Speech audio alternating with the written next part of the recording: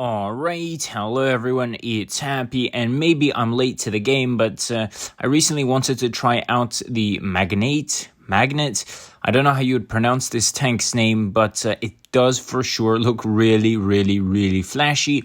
Maybe some would say that it's not, it shouldn't be part of the game because it just looks way too cool and it doesn't look historically accurate. I feel like maybe there's an exception to a tank like this sometimes. As long as every single tank is not like this, I don't mind, 1 in 20 tanks looking like this. It's still a pretty cool look, and apart from that, I don't really know what to say about this tank.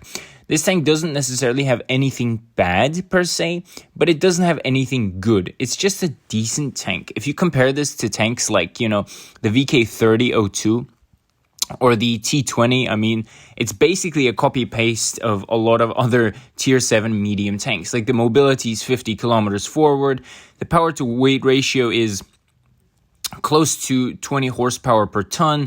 I mean, the DPM is quite similar. The alpha is, pretty decent. It's a little bit bigger than the other mediums at the tier, but come on, 225, 220 versus 240 is not really going to be making a huge deal in this regard, right?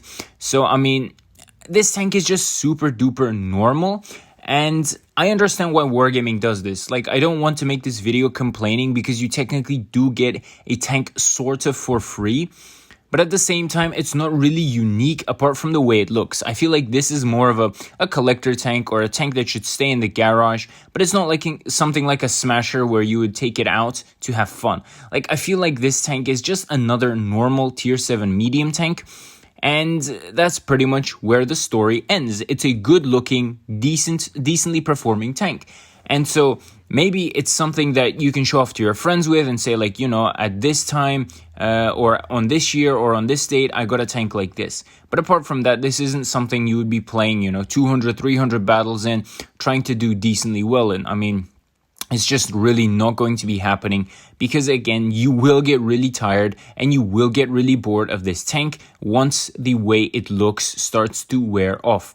So, I don't really have too much to say. Say thank you that you did get something for free, technically, but at the same time, I mean, it's not something worth a hype level or a hype train, It's just decent, especially when you compare it to other tier 7 mediums. Now, if you compare this to tanks like the Annihilator or the Smasher, or some other pretty decent tech tree tanks, then this tank is not so good. Like, let's be honest, this tank will get absolutely annihilated by a lot of tanks, but I still appreciate the gesture that Wargaming does, and I feel like you can just sum this tank up very easily. So overall, that's all I had to say about this. Tell me what you guys think about this in the comment section below, and with that, Happy is out, and I'll see you guys next time. Bye-bye.